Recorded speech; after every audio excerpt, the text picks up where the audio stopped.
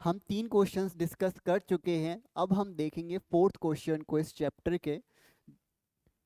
ये जो fourth question है बहुत अलग टाइप का है, ठीक है। इसमें आपको पूरा डायग्राम गिवन है वेन डायग्राम के फॉर्म में, तो इसको पढ़ते हैं।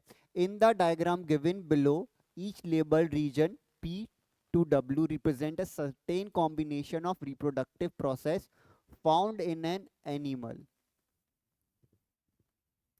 Each labeled region is characterized by the different circles that it is or it is not part of.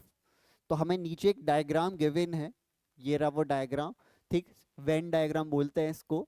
तो इस वेन डायग्राम में हमें कुछ अल्फाबेट्स गिवन है। तो मान लो पी की बात करें तो पी एक ऐसा ऑर्गेनिज्म है जिसमें इंटरनल फर्टिलाइजेशन होता है, क्योंकि ये इस सर्कल का पार्ट है।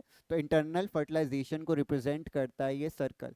ये जो दूसरा सर्कल है ये रिप्रेजेंट करता है किसको, कि जो एम्ब्रियो का डेवलपमेंट हो रहा है वो कहाँ पे हो रहा है, मदर की बॉडी के अंदर एम्ब्रियो क्या कर रहा है, डेवलप कर रहा है, ठीक। तो मदर की बॉडी में डेवलपमेंट हो रहा है और ये बताता है इंटरनल फर्टिलाइजेशन के बारे में। अब ये जो तीसरा सर्कल है ये बताता है कि जो एम्ब्रियो है क्या उसको डायरेक्टली न्यूट्रिशन मदर से मिलता है या नहीं, ठीक। तो अब इससे रिलेटेड हमारे पास कुछ क्वेश्चंस हैं। तो क्वेश्चन नंबर 4 पढ़ते हैं। Name any one animal whose mode of reproduction is represented by region P. तो हमें रीजन पी का एग्जाम्पल देना। तो पी वाले रीजन में क्या है, इंटरनल फर्टिलाइजेशन होता है। अब मदर की बॉडी के अंदर वो डेवलप नहीं करता, देखो वो इस सर्कल का पार्ट नहीं है पी, ठीक। इवन पी जो है वो दूसरे वाला जो एक और सर्कल गिवन है उसका भी पार्ट नहीं है। तो पी क्या है, इंटरनल फर्टिलाइजेशन होता है पी का, ना मदर के अंदर डेवलपमेंट होता है ना वो मदर से न्यूट्रिशन लेता है। तो ऐसा कौन सा ऑर्गेनिज्म हो सकता है जिसमें इंटरनल फर्टिलाइजेशन तो हो पर जो डेवलपमेंट और न्यूट्रिशन है वो मदर से ना लिया जाए। तो ऐसा एग्जाम्पल देखते हैं हम बर्ड्स के अंदर, या फिर जो भी एग लेइंग एनिमल्स होते हैं। तो जो भी एग ले करते हैं बेसिकली, तो बर्ड्स के अंदर क्या होता है, बर्ड्स के अंदर जो फर्टिलाइजेशन होता है यानी कि जो मेल गैमीट्स और फीमेल गैमीट कंबाइन होंगे वो बर्ड की, फीमेल बर्ड की बॉडी के अंदर ही क्या होगा, फर्टिलाइजेशन होगा। पर जब वो एग बन गया तो एग जो है ना मदर के अंदर डेवलप होता है, कोई एग तो बाहर आ जाता है इन्वायरमेंट में और फिर मदर उस पर वार्मथ देकर क्या करती है, उसे हैच करती है, ठीक। और ना ही वो न्यूट्रिशन क्या करता है, एम्ब्रियो डायरेक्टली मदर से लेता है, क्योंकि वो एग की फॉर्म में है। अब एग के अंदर जो न्यूट्रिएंट्स होंगे वहीं से वो क्या करेगा, न्यूट्रिशन ले लेगा जो भी फीटस या एम्ब्रियो डेवलप हो रहा है, ठीक। तो इसका एग्जाम्पल क्या हो गया, बर्ड्स हो गई। बर्ड्स के अंदर जो होता है वो इंटरनल फर्टिलाइजेशन, ना मदर के अंदर डेवलपमेंट और ना मदर की बॉडी से न्यूट्रिशन डायरेक्टली लिया जाएगा। क्वेश्चन नंबर 5 पे चलते हैं, जो कि इसी वेन डायग्राम से रिलेटेड ही क्वेश्चन है, ठीक। ये डैश डैश लाइन का मतलब ही ये है कि वो उसी क्वेश्चन का कंटिन्यूस फॉर्म है। The description of a species of fish called Gupi. तो गुपी या गप्पी जो भी आप पढ़ना चाहो इसको, तो गुपी का हमें क्या गिवन है, एक डिस्क्रिप्शन गिवन है, मैं गप्पी बोल देता हूँ। तो गपीज आर लाइफ बियरिंग फिश। तो गपीज क्या होती हैं, लाइफ बियरिंग फिश है जिनका गेस्टेशन पीरियड का मतलब कितने टाइम तक की प्रेगनेंसी है इनकी, उसी को हम बोल देते हैं क्या, गेस्टेशन पीरियड। तो वो 21 से लेकर 30 डेज तक का होता है। तो life bearing fish gestation period क्या हो गया, 21 से लेकर 30 डेज का इनके फिशेस के अंदर। जो कि ह्यूमन में फीमेल्स के अंदर कितना होता है, 9 मंथ्स का होता है गेस्टेशन पीरियड। वंस इंसेमिनेटेड यानी कि एक बार क्या हो गया, सीमेन पहुंच गया इन फीमेल गपीज के अंदर, female guppies can store sperm in their ovaries. तो अपनी ओवरीज के अंदर क्या कर लेती हैं, वो स्पर्म को स्टोर कर लेती हैं, which can continue to fertilise over up to 8th month, ठीक। तो 8 महीने तक, यानी कि स्पर्म के पहुंचने के 8 महीने तक भी ये स्टोर करके रख सकती हैं स्पर्म को, कौन, गप्पी फिशेस, ठीक। Meaning the female mate can give birth to the male offspring long after the male death. तो अगर वो मेल जिसका स्पर्म था कि वो मर भी जाएगा तो भी 7वें 8वें महीने तक क्या उनके स्पर्म्स का यूज करके ये खुद के ओवम को फर्टिलाइज कर सकती हैं, ये guppies. Based on the information above which labelled region can guppies belong to. तो अब देखा जाए कि जो सब हमने गपीज के बारे में पढ़ा, तो ऊपर जो हमने वेन डायग्राम देखा था उसके हिसाब से ये कौन से रीजन में लाई कर सकती है, PQRSTUV में W में से कौन से रीजन में। तो जैसा कि हमने देखा इनमें फर्टिलाइजेशन तो क्या है, इंटरनल है, क्योंकि फीमेल के अंदर ही क्या हो रहा है, फर्टिलाइजेशन हो रहा है, यानी कि जो हमारा आंसर होगा वो इस वाले सर्कल में लाई करना चाहिए। ठीक, कोई दिक्कत। और मोस्ट प्रोबेबली इनके जो डेवलपमेंट के बारे में अगर बात की जाए कि कहाँ पर होता है, तो वो हमें कुछ बताया नहीं है इस क्वेश्चन के अंदर, पर आंसर जो होगा वो इस सर्कल के अंदर ही क्या करेगा, लाई करेगा। ठीक, तो अगर what additional information is required to identify the labeled region in the diagram that guppies actually belong to।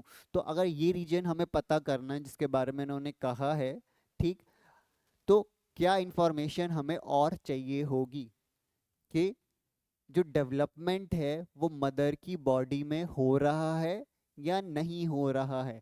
ठीक, मदर से वो न्यूट्रिशन ले रहा है या नहीं ले रहा है। अभी हमारे पास क्या है, ये 4 रीजन्स है, मतलब हो सकता है कि ऑर्गेनिज्म पी हो सकता है क्यू हो सकता है आर और हो सकता है कि वो एस हो।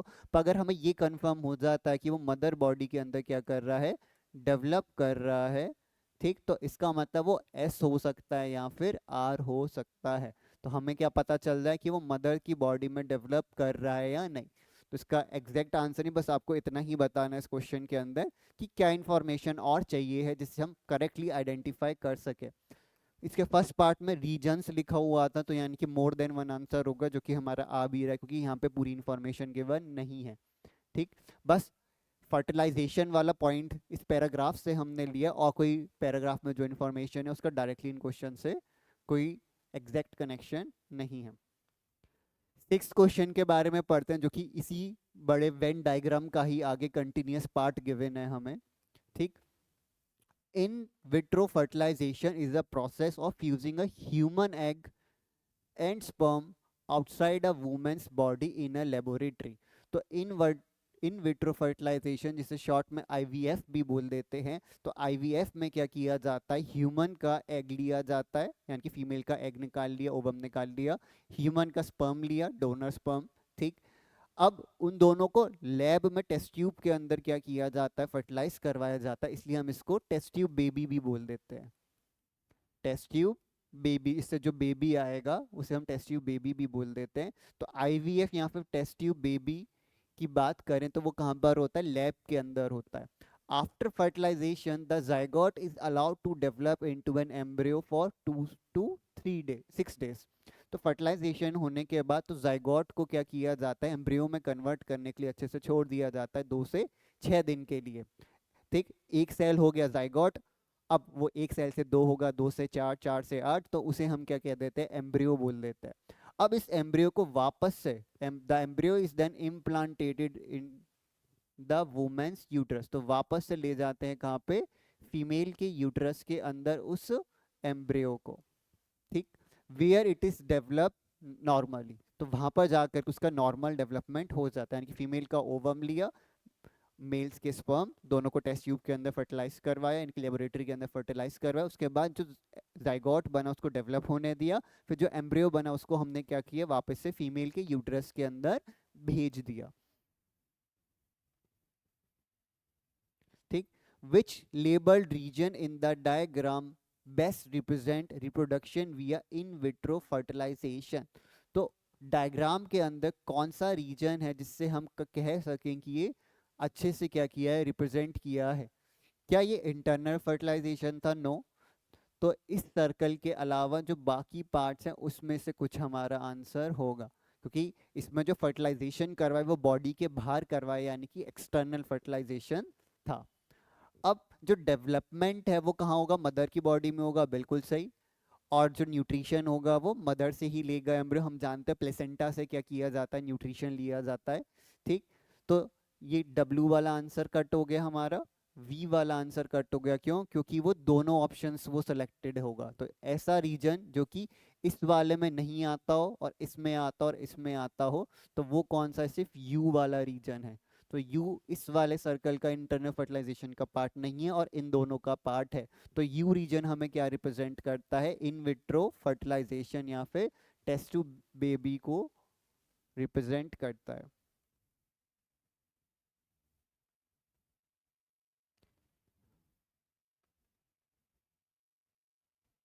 नेक्स्ट देखते हैं।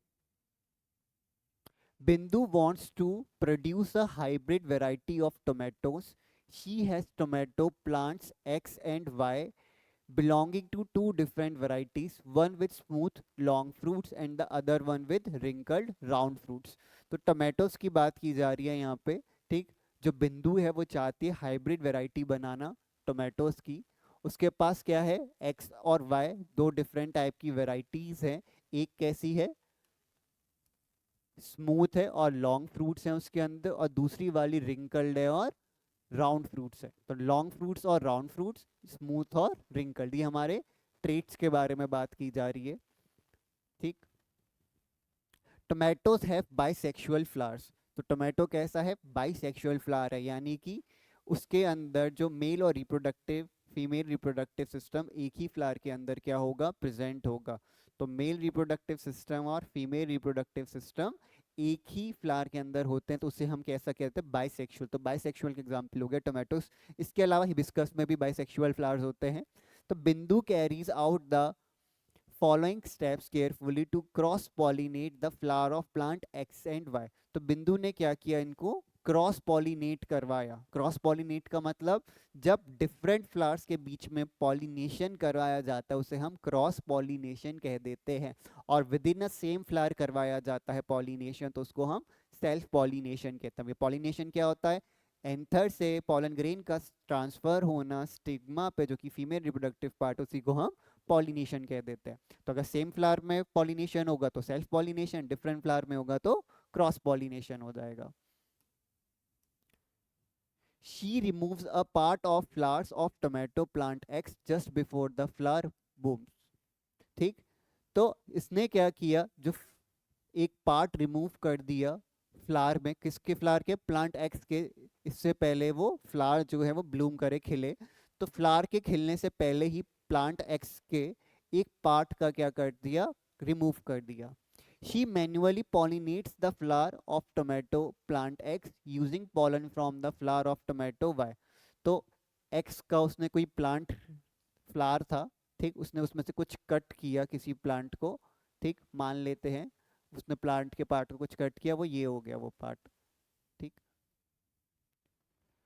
और वाई से क्या लिए गए, पॉलन लिया गया वाई से, और वाई का पॉलन क्या किया, वाई का पॉलन ट्रांसफर कर दिया किस पे, एक्स पे, ठीक।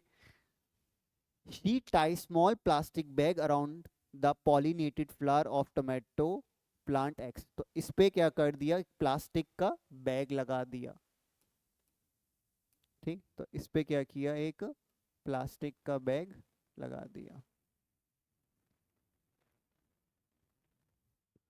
नेक्स्ट क्वेश्चन है, इसमें अब क्वेश्चंस हैं, मतलब Bindu carried out step one so as to prevent self pollination, which part did she remove. तो बिंदु ने क्या किया स्टेप वन के अंदर, जैसा कि हमने देखा कि सेल्फ पॉलिनेशन ना हो तो उसके लिए क्या किया, एक पार्ट को रिमूव कर दिया। तो कौन सा पार्ट रिमूव किया, देखो ये क्या था, वाई, इसका पॉलन ग्रेन लिया और इसको फर्टिलाइज कर, यानी कि इसके पास फीमेल रिप्रोडक्टिव सिस्टम तो प्रेजेंट है और इसके पास मेल रिप्रोडक्टिव सिस्टम प्रेजेंट है। अब एक्स वाले जो फ्लावर था उसमें से कोई पार्ट रिमूव किया जिससे सेल्फ पॉलिनेशन ना हो सके। अगर इस पे मेल वाला पार्ट भी होता तो मेल जो है वो फीमेल को क्या कर देता, फर्टिलाइज कर देता, यानी कि सेम फ्लावर के अंदर रिप्रोडक्शन ना हो जाए, फर्टिलाइजेशन ना हो जाए, पॉलिनेशन ना हो जाए, इसलिए इस पार्ट को रिमूव किया, यानी कि ये मेल रिप्रोडक्टिव सिस्टम होगा, यानी कि ये स्टेमिन है। स्टेमिन लिखा हो या एंथर लिखा हो, ठीक। स्टेमन और एंथर को क्या कर दिया, स्टेमन या एंथर को रिमूव कर दिया ताकि ये इसको फर्टिलाइज ना कर दे फीमेल प्लांट को। तो मेल रिप्रोडक्टिव सिस्टम जब होगा ही नहीं इस वाले के अंदर तो इस ये अब फीमेल को रिप्रोड्यूस या फर्टिलाइज नहीं कर पाएगा, इसलिए दूसरे वाले मेल रिप्रोडक्टिव सिस्टम का क्या लिया गया, पॉलन लिया गया। अब दूसरे का क्यों लिया, क्योंकि हमने पढ़ा था कि उसमें लिखा हुआ है कि हाइब्रिड फॉर्म करना है। तो हाइब्रिड सिर्फ तभी फॉर्म हो सकता है जब दो डिफरेंट टाइप के क्या ली जाएंगी, प्योर ब्रीड्स ली जाएंगी। अगर मैं सेम प्लांट लूंगा और उसी में ही फर्टिलाइजेशन करवाऊंगा तो हाइब्रिड कैसे बनेगा। ठीक, आई होप डाउट क्लियर हो गया हो। तो इसमें इतना ही था कि कौन से पार्ट को रिमूव किया गया, तो male reproductive system, stamen, anther को रिमूव किया गया। नेक्स्ट क्वेश्चन इसके अंदर, question number 8, plants produce through vegetative propagation are genetically identical to their parents. तो जो प्लांट्स होते हैं, जो वेजिटेटिवली प्रोपेगेशन होता है जिनका, ठीक, वो जेनेटिकली क्या होते हैं, आइडेंटिकल होते हैं किसके, अपने पेरेंट के। What could be the biggest disadvantage of vegetative propagation. तो हमें ये बताना है कि इस प्रोसेस का डिसएडवांटेज क्या होगा। ठीक, इस प्लांट का डिसएडवांटेज ये है कि इसमें कोई वेरिएशंस नहीं आएंगे, नो वेरिएशंस। क्यों? क्योंकि जेनेटिकली क्या होता है, सेम होता है, तो इसमें कोई वेरिएशंस देखने को हमें नहीं मिलेंगे। और जब वेरिएशंस नहीं आएंगे तो इवोल्यूशन इनमें नहीं हो पाएगा। ठीक, कोई दिक्कत, या फिर कोई इनको डिसीज हो गई, कोई जेनेटिक डिसीज हो गई किसी प्लांट को, तो वो भी क्या हो जाएगी, जेनेटिकली डिसीज है तो जेनेटिक जीन्स में जा करके उसे कॉज करेगी। और वेजिटेटिव प्रोपेगेशन में सेम जीन्स आगे ट्रांसफर होते रहते हैं, तो वो डिसीज्ड वाले जीन्स आगे ट्रांसफर होंगे। तो अगर इन केस किसी वायरस का जीन आ गया इसके अंदर, खुद के जीन के अंदर, तो वो क्या है, एक एरर क्रिएट कर देगा। मेन रीजन यही है कि कोई वेरिएशंस नहीं होते तो कोई इवोल्यूशन नहीं होगा। नेक्स्ट क्वेश्चन की तरफ, a farmer bought some strawberries and liked the taste. He decided to grow his own strawberries that should have the same taste. तो एक फार्मर था, उसने स्ट्रॉबेरीज ली कहीं से, ठीक, तो उसने ये देखा कि उसका टेस्ट उसको बहुत ज़्यादा क्या आया, पसंद आया। ठीक, तो टेस्ट बहुत ज़्यादा पसंद आया फार्मर को। तो अब वो चाहता है कि वो सेम टेस्ट वाली स्ट्रॉबेरीज ग्रो हो, तो उसके लिए वो क्या कर सकता है, which method of cultivation should the farmer adopt. तो दिमाग की बत्ती तो जल गई होगी, ऊपर ही आंसर है। तो वेजिटेटिव प्रोपेगेशन अगर करेगा ये स्ट्रॉबेरीज का, तो वेजिटेटिव प्रोपेगेशन की वजह से क्या होता है, सेम जीन जो है वो आगे ट्रांसफर होगा, जिसकी वजह से सेम टेस्ट वाला स्ट्रॉबेरीज उसको मिल जाएंगी। यही इसका अगले वाले पार्ट का रीजन हो गया कि why would the farmer choose this method, क्योंकि इसमें कोई वेरिएशंस नहीं आते।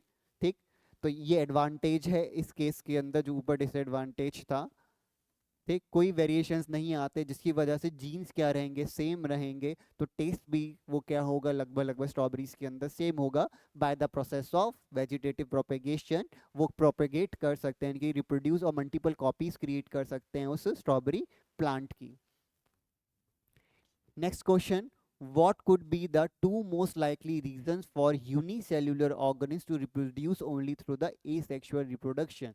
तो दो हमें रीजंस बताने हैं जिसकी वजह से हम ये कह सकें जो यूनिसेक्सुअल ऑर्गेनिज्म है वो एसेक्सुअली रिप्रोड्यूस कर सकते हैं, या क्यों करते हैं सेक्सुअल रिप्रोड्यूस, सेक्सुअल रिप्रोडक्शन इतना ज़्यादा अमाउंट में क्यों नहीं करते वो। तो इसका रीज़न ये हम कह सकते हैं, उनकी बॉडी बहुत ज़्यादा एक सेल के होते हैं, तो बहुत ज़्यादा सिंपल होती है as compared to multicellular organism, तो इसलिए एक रीज़न आ गया। दूसरा, बहुत फास्ट प्रोसेस होता है, बहुत फास्ट क्या कर सकता है, ये मल्टीप्लाई कर सकते हैं, क्योंकि ये एसेक्सुअल रिप्रोडक्शन बहुत फास्ट प्रोसेस होता है। नेक्स्ट क्वेश्चन, जो कि लास्ट क्वेश्चन है हमारा इस चैप्टर के अंदर, planarians can regenerate lost body parts due to the presence of specialised cells called neoblast. तो प्लेनेरिया जो होता है एक ऑर्गेनिज्म है, इसके बारे में हमने पढ़ा है रिप्रोडक्शन वाले चैप्टर में ही, किसके अंदर, रीजनरेशन प्रोसेस के अंदर। तो ये अपने लॉस्ट, अगर कोई पार्ट इसका कट जाता है तो उसको क्या कर लेता है, क्रिएट कर लेता है, क्योंकि इसके पास एक स्पेशलाइज्ड सेल्स होते हैं जिसे हम क्या कहते हैं, नियोब्लास्ट कह देते हैं। क्या कह देते हैं, नियोब्लास्ट। These specialized cells multiply and make a large mass of cells from which different cells undergo changes to become different type of cells and tissue. अब ये जो सेल्स है मल्टीप्लाई करते हैं और डिफरेंट डिफरेंट, अगर कोई बॉडी पार्ट इनका लॉस्ट हो गया है तो उसको वो रिक्रिएट कर देते हैं, ताकि वो सेल्स डिवाइड होते हैं, मल्टीप्लाई होते हैं और बड़े हो जाते हैं। अगर ये प्लेनेरिया से रिलेटेड बताया इन्होंने, अब प्लांट से रिलेटेड कुछ पूछा गया, in plants in which type of tissue or cells have a function similar to the neoblast found. तो ये तो बात थी प्लेनेरिया के अंदर, पर ऐसा कुछ होता है क्या प्लांट्स के अंदर भी जिससे हम ये कह सकें कि उनके अंदर भी ये प्रोसेस होता है कि बहुत ज़्यादा डिवाइड करने वाले कोई टिश्यूज़ के बारे में बताना है हमें, जो प्लांट्स के अंदर क्या होते हैं, प्रेजेंट होते हैं। तो इसके बारे में आपने पढ़ा होगा मेरिस्टेमेटिक टिश्यू। तो जो मेरिस्टेमेटिक टिश्यूज होते हैं प्लांट के अंदर, वो लाइफ टाइम क्या करते रहते हैं, डिवाइड करते रहते हैं, इसलिए प्लांट्स की हाइट हमेशा ग्रो करती रहती है। ये टिश्यूज जो है हमारे पास नहीं होते, इसलिए हम हर वक्त डिवाइड, हमारी हाइट जो है वो एक टाइम पे आकर के क्या हो जाती है, रुक जाती है। How do the characters of a planarian formed by regeneration compare with the characters of the original planarian, justify your answer. तो हमें ये करेक्टर्स के बारे में बताना है कि जो प्लेनेरिया रीजनरेशन से बनेगा उन दोनों के करेक्टर्स में क्या डिफरेंस होगा, या कोई डिफरेंस होगा भी या नहीं होगा। तो क्योंकि ये रीजनरेशन से हो रहा है, तो रीजनरेशन का मतलब सेम जीन्स इन्वॉल्व होंगे, सेम डीएनए की कॉपी बनाई जाएगी, ए सेक्शुअल मोड ऑफ रिप्रोडक्शन हो गया, और इसके अंदर कोई भी एज सच डिफरेंस देखने को नहीं मिलता है in terms of genetic level. ठीक, आई होप आपको चीज़ें बहुत अच्छे से समझ में आई होंगी। कोई भी आपका डाउट हो तो वो हम डिस्कस करेंगे ज़रूर। See you in the next lecture of our class. Till then, all the best.